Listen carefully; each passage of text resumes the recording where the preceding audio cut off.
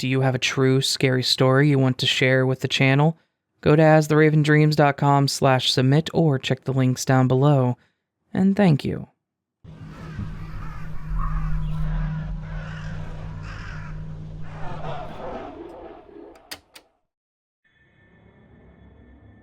Like a lot of other people in this country, I have to depend on Uber and Lyft and other ride services to get from point A to point B anytime I don't have someone that I can ride with. While most others out there use the services because they're convenient and easier than calling a taxi, I use them because I actually have to. I have no choice. I was unfortunately diagnosed with very serious epilepsy, and as such, I'm actually restricted from ever getting my license. Something about being a high risk and possibly having a seizure while driving. Apparently, the state looks down on people that may hurt themselves or someone else because they started seizing on the highway. As such, using these services has been a godsend. I don't have to sit at home and wait for my boyfriend to come home to go anywhere, or have to call my parents and ask if they have the time to come and get me, just so I can go to the store to get some avocados for dinner. They've seriously changed my life, and I am beyond grateful for them. That said, not all of my rides have been perfect. Most of the time I put it in the app, I get the people that show up at my door, and I get in the car. Most of the time there aren't any issues, and most of the time it's just a matter of making sure that I have enough money to pay them. I will seriously say that almost all of the drivers I've dealt with have been nothing short of amazing. They're fast, dependable, and I'll sometimes explain to them that I do have a medical issue that makes me unable to drive. Usually, when they hear that, they loosen up and realize I'm not just some girl that doesn't want to drive myself. Now, all of my praise for this wonderful service is one thing, but, like I said, it's not always perfect. Sometimes, you get drivers that are straight up rude, or just not talkative. I can typically deal with the ones that don't want to talk. It's whatever. In the end, they're there to do their job and nothing more. That's fine. But when they get rude for no reason, that I do have an issue with. I'll rate them low and pretty much just move on. That is, I'll accept this one driver that this story is about. And this happened probably about a year or so ago. I think it was late 2019, because it was definitely before we all had to spend a year inside, but not by much. It was one of those days where my boyfriend was at work. I didn't want to bother my sister or parents, and I needed to go to the store for various things. For the most part, just like any other day, I loaded up my app and I put in for a ride. I marked the local supermarket, and it said that my driver, Manny, was on the way. Great, no problem. Everything was working as it was supposed to. Then, Manny pulled up in a not very well taken care of Nissan sedan. And I'm not one to judge people, honestly. I know that some people can't afford new cars, and he may have just been doing this to make ends meet for whatever reason, but this car kind of looked like it was coming close to the end of its life. The paint was peeling, the rear passenger side tire was half low. There were more issues, but in the end, I just said whatever and got in. I needed to get to my store. It was only about a 10-minute drive at most, and I could just call for a new driver when I needed to get back home. In the end, if the car got me to where I needed to go, then I would be happy. As soon as I got in, I noticed that this guy was just staring at me. Like, intently staring at me. I tried to smile in an attempt to maybe break the tension, but he just kept his face focused and his eyes wide open. After I got situated in the back seat, I looked up and, sure enough, he was still staring at me. It was at this point that I realized this guy looked like he hadn't slept in a couple months. His eyes were sunken in, the skin around them was bluish, and his face looked dry and tight. Again, not one to judge, but he was clearly either not well or on something. But, once again, me being the self-contained and fairly small woman that I am, I just kind of nodded and asked if he knew the best route to the store. His response was, "The phone will tell me where to go." And then he slowly shifted his gaze forward. He starts pulling forward back onto the road, slowly, and he glances back at me again and asks me my name. I gave a slight smile and I told him that my name was Ashley. It didn't click until after the ride that the app would have told him my name, and he should have known it. He nodded slowly and started to make that weird noise people make whenever they suck on their teeth, followed by a bit of a low grumbling sound. I reflexively asked him if he was okay, and he seriously said no. It was around this time that I was certain that I was about to die. This whole trip, the whole 4 minutes and less than half a mile of it, were honestly enough to make my stomach turn and my skin crawl. I grabbed my bag and put my hand in it, gripping my mace and just holding on to it just in case. He turns onto one of the main roads, making the turn as slow as he possibly could, and then looks back again. "Are you religious, Ashley?" I sheepishly replied, "Not particularly." And he laughed at my response, and then slightly shook his head. "You should be." He nodded as he started talking again. "You should be, Ashley. You should be. You need to be." I think I just replied with, "Okay." He glared in the mirror again and started back up. "No, it's not okay. You don't know what's coming." His tone was seriously freaky at this point. "Big things are going to happen, and you need to repent, Ashley. You need to beg forgiveness, and you need to repent for everything you've done in this life and every past life that got you to this point." Mind you, at this point, he was already driving around 20 in a 35, and repeatedly glancing back up in the mirror at me. "Ashley, tell me that you're sorry for what you've done. Repent to me, Ashley." I'm sorry for everything that I've done. I just kind of felt like if I did what he asked, I might make it through this ride. "Good. That's good, Ashley. Now that you've started to repent, you can beg for forgiveness when it matters." It was at this point that he pulled the car over toward a sidewalk and looked back at me again. I started to reach for the door handle, but he shouted at me to stop, and I jumped when he did. I could feel myself starting to hyperventilate, and I was definitely in a state of panic. He then said that we needed to say a prayer, and that he would let me go on with my day after that. Once again, I just nodded and I looked down, waiting for him to say what he needed to say. "To our dear Father, I beg of you, forgive Ashley, for she knows not what is to come. Her soul is clean, she means well, and she deserves the love of you and all those that watch over us. I beg of you, Father, accept Ashley's request for forgiveness, Allow her to ascend when you return.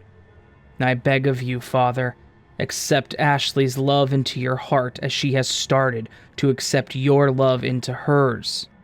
She has been reached.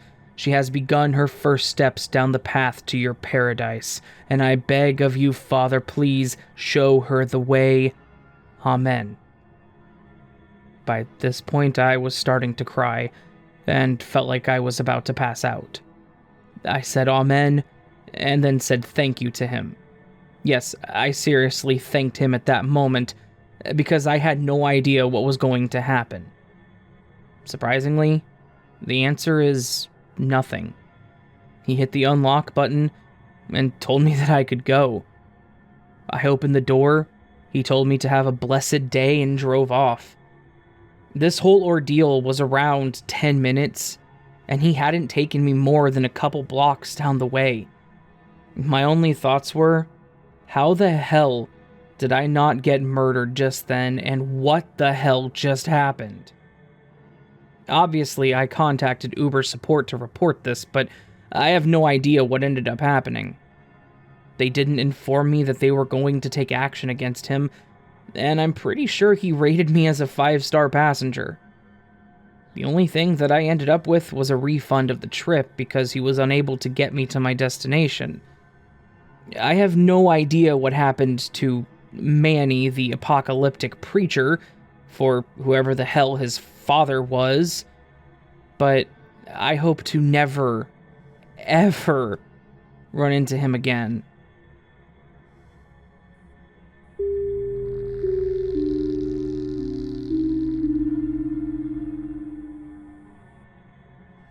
Uber had first come out when this incident happened to me. I was 23 at the time, freshly graduated from college, and one day I was running late for my job. I had heard nothing but good things about the new car service, and as a person living in New York, Uber sounded a lot easier than trying to flag down a taxi or try to drive my way through traffic. I had downloaded the app on my cell phone through the advice of a friend. She apparently used it all of the time and absolutely loved it. I was reluctant to use this car service, but I really needed to get to work, so I unlocked my phone, opened the app, and requested a ride. My particular Uber wasn't going to be there for about 10 minutes, which I'll admit I wasn't happy about, but if it meant that I would potentially get to work on time, then it would be worth the wait. I was in the middle of texting a coworker about the possibility of being late when an alert popped up on my phone. The alert was notifying me that my car had arrived. I looked up to see a silver, 4-door sedan pulling up alongside the curb 15 minutes after I had initially requested the ride. 10 minutes my ass, I had thought to myself. The extra 5 minutes alone will undoubtedly make me late. I pulled open the back passenger door and hesitantly slid into the seat. I shut the door and fastened my seatbelt just as the driver asked where I was headed. He nodded once I told him the address of my workplace. The doors locked as he pulled away from the curb and headed down the street from my apartment. I had a bad feeling churning in the pit of my stomach. I swallowed the lump in my throat, hoping that the nausea would subside since this was my first time riding in a car with a stranger. I watched out of the window beside me as we passed many familiar buildings not more than a few blocks from where I had been picked up. The driver glanced at me in the rearview mirror and asked me if I minded that he turned on the air conditioner because it was about 95 degrees outside. I shook my head, telling him that I didn't mind at all due to feeling hot myself. He nodded once more and turned his attention back to the road in front of him. The radio was on at one point, but he shut it off, which left the two of us in a very awkward and very uncomfortable silence. Something about the driver sitting up straighter in his seat when we passed by a few police officers, it looked like he was tense, but the moment they were out of sight, he returned to his relaxed demeanor. That act alone sent alarm bells off in my head, yet I stayed silent because I didn't know if he had any kinds of weapons with him, and I wasn't about to take the chance of possibly ending up dying over asking the stupidest question. I tried to calm myself down by unlocking my phone and finishing my response to my coworker, who had sent multiple messages since their last text. I'm honestly not sure how much time had passed because I had been so invested in the conversation that I was having with my coworker that I hadn't noticed we had driven past my destination. I remember looking out of the back window to see that my office building was now behind us. I cleared my throat and politely told the driver he had passed my destination. He glanced in the rearview mirror at me for a second time during that ride, but his expression wasn't polite like it had been when I first got into the car. It was more like a look of annoyance. I nervously chewed on the inside of my right cheek. I was scared out of my mind because I was locked in the car with a complete stranger. Again, this being the new thing for transportation and all at the time was not easing my nerves any. I didn't know what was going to happen, but whatever this guy was planning, it couldn't be a good thing. Thankfully, my phone started vibrating. I slid the green phone icon across my screen and held the phone up to my ear. I said hello, only to be greeted by my coworker asking where the hell I was because we had a deadline for the stories we were assigned to write. I explained that I was currently in my Uber, but I was about 5 minutes away.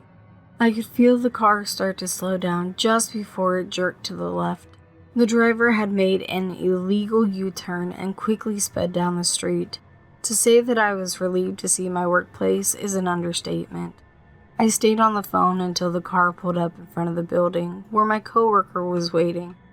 The doors of the car unlocked. I opened mine and quickly got out, not bothering to thank the man for the ride. Once the car was out of sight, I told my coworker everything. She was shocked, but happy as hell that she had called me when she did. That was my first and only experience with Uber. I don't know who the driver was, but I am glad that I started driving myself to work every day afterward. Uber is still a thing, but it's not for me. I just want everyone to be aware of whose car you are getting into. If the driver of your Uber ride seems off, do not get in.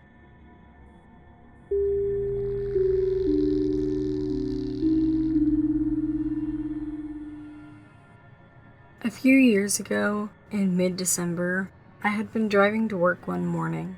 It had snowed pretty heavily the night before, probably about 6 inches.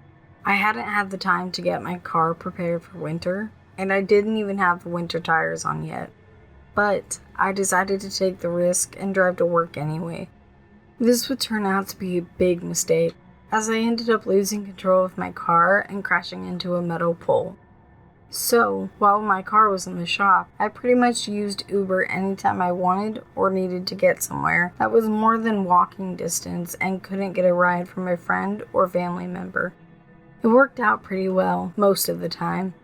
Got a few annoying drivers that liked to talk and wouldn't shut up the entire way there, even when it was obvious I didn't want to talk. Most of the drivers were pretty good though, except one particular time. Late one Friday night, I had needed a ride home from work, and none of my family or friends could pick me up, and the only coworker who lived near me, Jack, wasn't able to drop me off because he had to go out of town in the opposite direction. So, I did what I usually did. I called an Uber. I was assigned to a guy named Eric.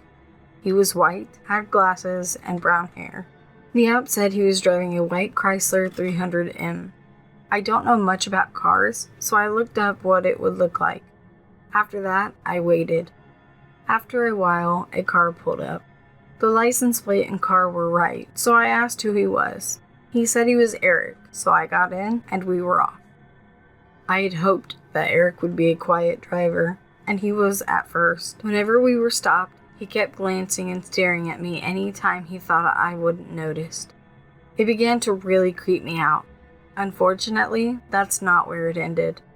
After a while creepily staring at me, he decided he wanted to be talkative, and he started speaking. It was fairly normal small talk at first, how my day was, where I was coming from, how was work when he learned that that's where I was coming from, things like that. Throughout that time, he never stopped staring at me. He went quiet for a while after the small talk was burned out, but he continued staring at me. Eventually, he half spoke, half mumbled, "You know, you're really beautiful." I didn't respond, pretending I didn't hear him. He then repeated himself, louder this time. I felt like I had to respond, so I thanked him. He said, "You're welcome," and went quiet for a bit, aside from occasionally mumbling about how beautiful I was, and asked if I was in a relationship. I was really creeped at this point, but I didn't want to show it, so I thanked him, and then lied and said I was. He then repeated his statement again, and said he's a lucky, lucky man. Yes, sirree, he's a lucky man to have a woman as beautiful as you. He then mumbled to himself, continuing to stare at me. He then suddenly and kind of loudly asked me if I was going to be alone where I was going, or if someone was waiting for me. I lied and said no. He basically said that it was a good thing I wasn't, and started mumbling to himself. I didn't hear all of it, but I heard "stupid bitch" and "lucky she's got someone waiting for her," all while continuing to stare at me. I was really scared at this point, but I was still doing my best not to show it. He eventually stopped mumbling again, but never stopped staring at me. At some point, about 15 minutes from my house, I said he could just drop me off there if he wanted. His response was basically to not be ridiculous, and that it would be stupid to walk that far, especially since I paid for the ride. I said that's fine, but he refused to stop. He started mumbling and calling me a stupid bitch again, along with other things. At this point, I was just silently praying that the ride would end soon and he wouldn't hurt me. Eventually, to my relief, we eventually pulled up to my house. I thanked him and his response was, "Yeah, whatever." I expected him to drive off, but he didn't. He kept staring at me until I got into my house. I filed the report to Uber, since there wasn't much else I could do. I don't know what Eric was planning if I had lied about being in a relationship and not being alone. But I don't think that I'd be here if I hadn't.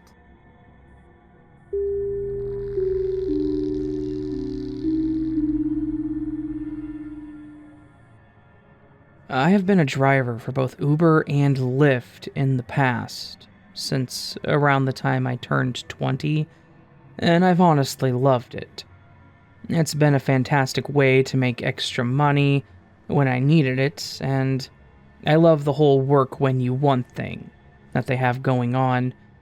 Yes, I know I sound like a walking advertisement. Trust me, I'm not. While it is a great way to make extra cash if you have a good car and live in a good area, there are absolutely some really messed up people out there. And that's the biggest issue I have with working with these services. Most of the time, I would say around 99.99% of the time, you get normal people that just need a quick ride to wherever it is that they're going. Then, that 0.01 comes along and makes you seriously second-guess everything in life. This story involves that 0.01. That tiny bit of the population that terrifies the living hell out of me. The story is actually one of the reasons I stopped driving for a while. I have since gone back to doing it, but I think you'll get why I decided to take a break by the end. I remember that this was one of those ride pings that I would look forward to. Those ones where you get the message saying that there's a rider nearby, and that their destination is a good distance from where they are. I like these ones. You get to enjoy the ride, maybe have some small talk, and get paid an alright amount to do so. I accepted the ride and headed over to the house where I saw that he was standing outside. I rolled down the window and told him that I was John, his driver. He nodded and then got into the back seat. He buckled in and just kind of stared at the back of the seat that was in front of him. At first, I thought maybe he looked tired, and that would make sense because it was late in the afternoon and I was a bit drained myself. I started in on my small talk routine, basically just talking about random things like how the day was going. When I asked him how his day was, he seemed to flinch a bit and told me that he wasn't having the best day. I apologized and asked him if he wanted to vent anything, basically saying that therapy sessions were a free perk of using Uber. You'd be surprised how many people open up when they think about the fact that you'll likely never see them again.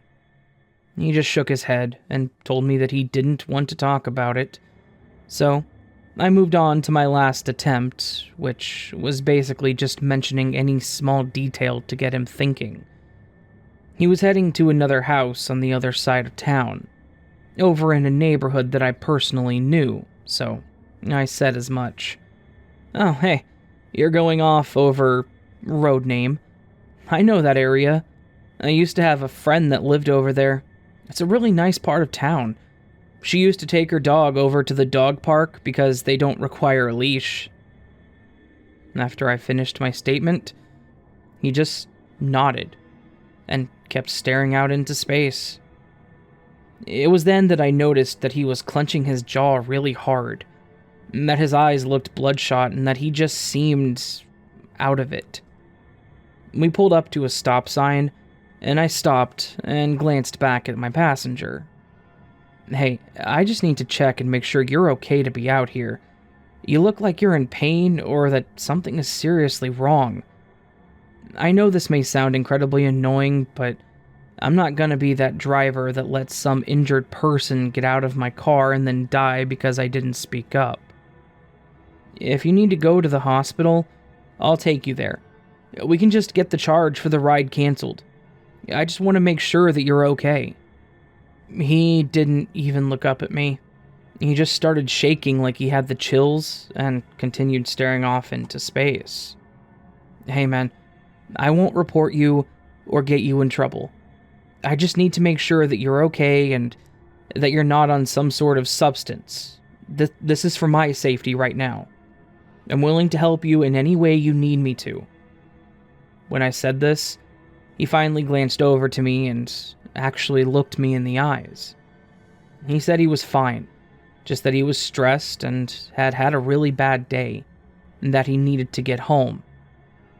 In the end, I had to accept this answer. I couldn't force him to go to the hospital, but I was still concerned. I told him that if he changed his mind at any point during the rest of the ride, I would take him to get help at no charge. He said thank you, and I pulled back onto the road and kept going. The ride was silent for quite a while. I think we were about 3/4 of the way to his destination when he asked me if I could stop. I did. I pulled over when I could and asked if he wanted me to take him to the hospital now. Then, he surprised me and said, "No, I need you to take me to the police station."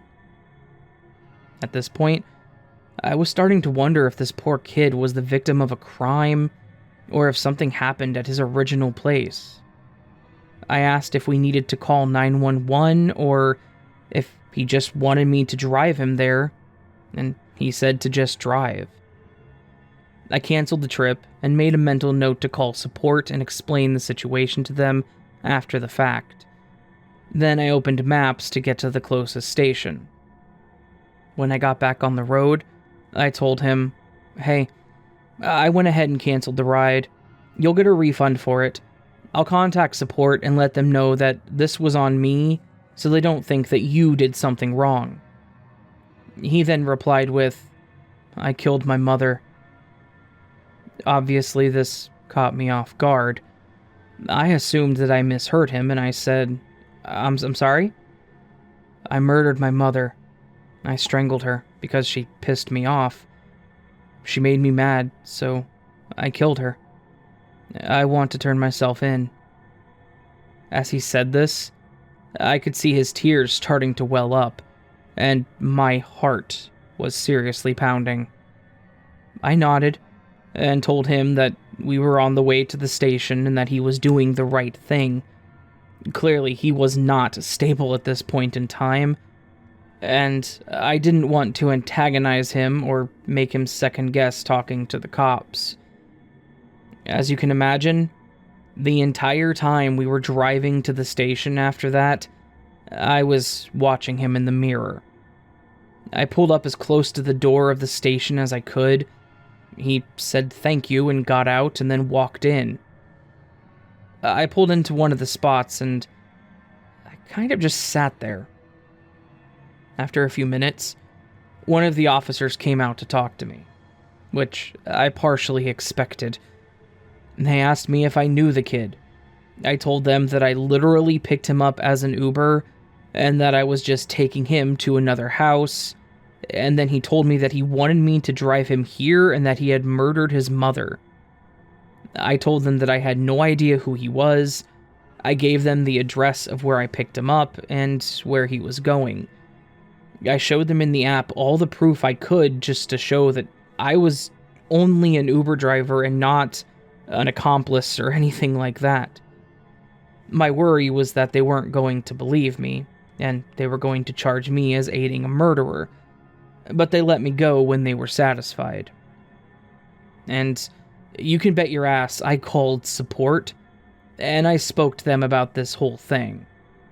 I don't really know what I expected them to do, but I felt like I needed to tell them about it just in case the police contacted them.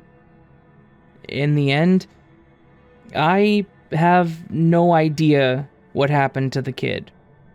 I have no idea if he was telling the truth, and I have no clue what went on after I left the station.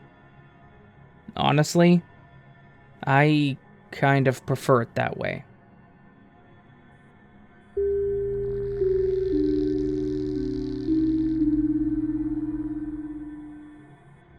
Lyft had been around for a while now, but I had only recently used the service because my car was in the shop and I was a college student at the time.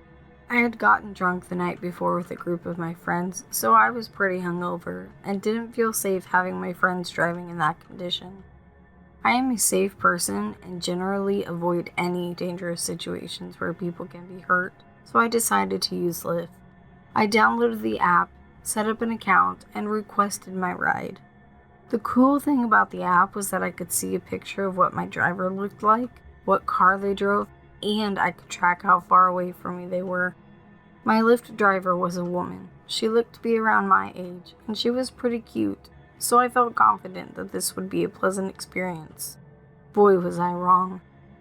I sat on the ledge beside my friend's apartment building and kept my attention on the app to watch the driver near my destination. Her black SUV parked in front of the building. I glanced at the picture of my driver and the car just to confirm that it was her before standing up from the ledge and walking toward her car. I didn't really feel comfortable about the idea of sitting in the front seat with the stranger, so I chose to sit in the back. The car was nice on the inside, and the woman politely greeted me. She introduced herself as Linda and told me that if I had any requests about music or needing the heater turned down or off, to let her know. I nodded my head, properly introduced myself as Sean, and told her that I'd let her know.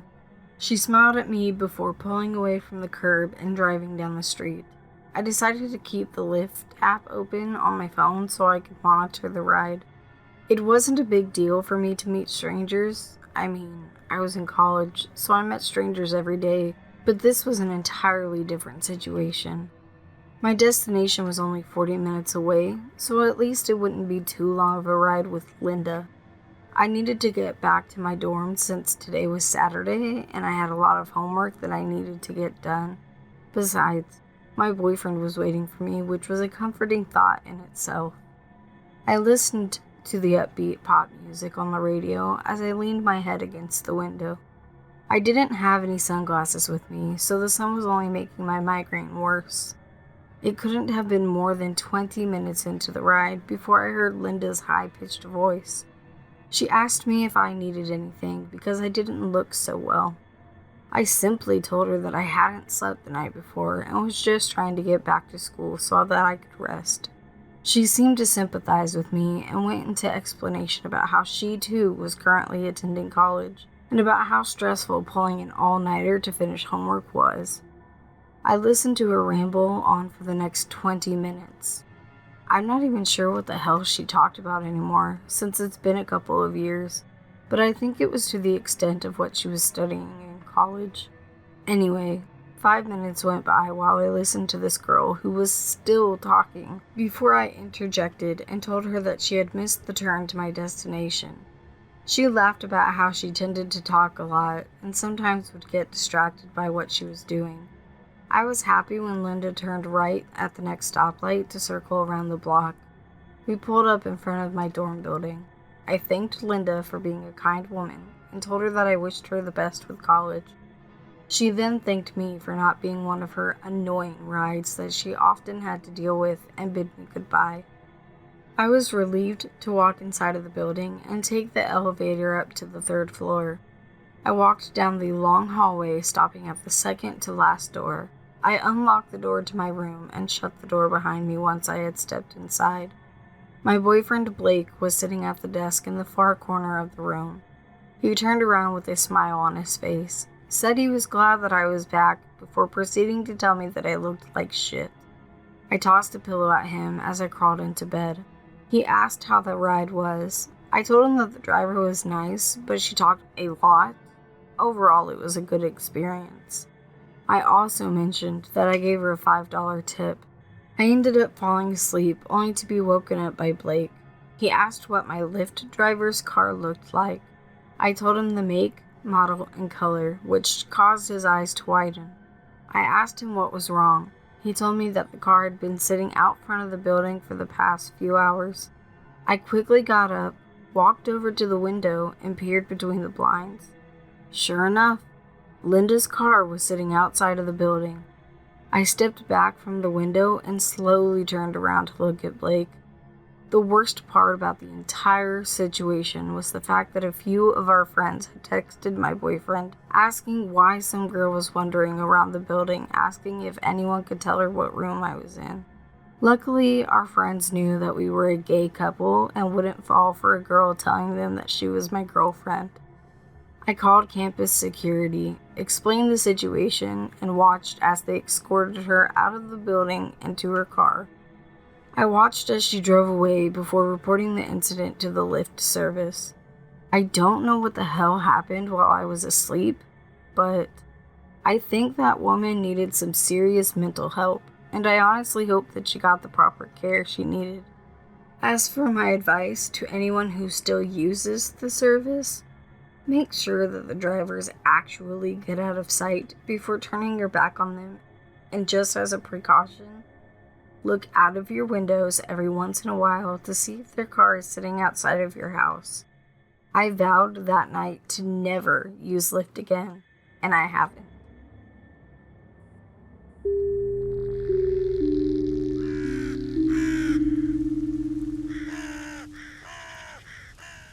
So that was a collection of Uber / Lyft / let's just go with rideshare stories. And they're good ones. They're damn good ones. And I would like to say a huge thank you to the always amazing Beautiful Nightmare. Beautiful Nightmare is a very good friend of the channel and a very, very close personal friend of mine. And I was so happy to have her on this video. I wanted to work with her. I've been doing more collabs this month if you guys haven't noticed. Don't worry, that's the 3rd and final one of the month. But I just wanted to have her on this one because I knew that she'd be a good part of it, and it would be a good video for this week. So, huge thank you again to Beautiful Nightmare for being a part of this video. Please check her out. Show her some love. She's really good. She's still really new at this, but she is trying her ass off. She's working her ass off for it, and I commend her for that. And I would love to see her succeed and grow and get better and just keep moving forward, because I know she can do it. So, again, if you liked what you heard with her, please check out her channel, show her some love, follow her on Twitter. She's also a really good author. She has, I don't even know how many self-published books at this point. She has one that's a full story, and I think she has 2 collections of short stories, and they are really good. They are fantastic. She's also been on this channel several times. As an author, I've narrated so many of her stories. So again, really good friend of the channel, and if you liked what you heard, please show her some love. Go support her as much as you guys support me, and yeah, let's just keep that that support and love chain going. All that said, friends, if you did enjoy this, please do consider hitting that thumbs up button and leaving me a comment what you thought of the video. You can also subscribe if you're new to the channel, hit the bell icon next to the subscribe button. If you are new, hit it to all so you know that you get always notified of everything I do. You can also support the channel through Patreon, Coffee, or channel memberships. All patrons and channel members get early access to all my content. Or follow me on all my social media platforms, which are down below in the description or on my website somewhere. I don't even remember where. All that said, my lovely friends, this has gone on for a very long outro, and I hope you have a beautiful day. I love you all. And, yeah, sleep well.